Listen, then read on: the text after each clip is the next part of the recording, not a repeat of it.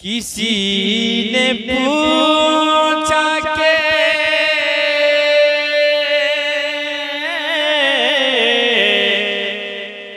किसी ने पूछा के जन्नत की कोई मत हो। किसी ने पूछा के जन्नत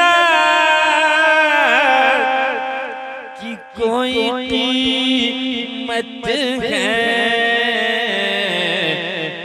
तो मुस्तफा तो मुस्तफा तो मुस्तफा ने कहा ला इलाहा इल्लल्लाह ला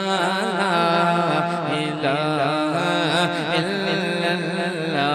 पढ़िए ला इलाहा इल्लल्लाह पढ़िए ला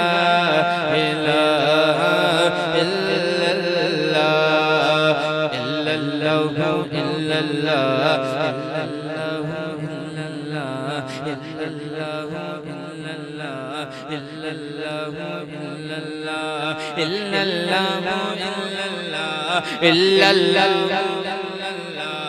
इल्लल्लाह इल्लल्लाहु इल्लल्लाह पढ़िए ला इलाहा इल्लल्लाह बोलो ला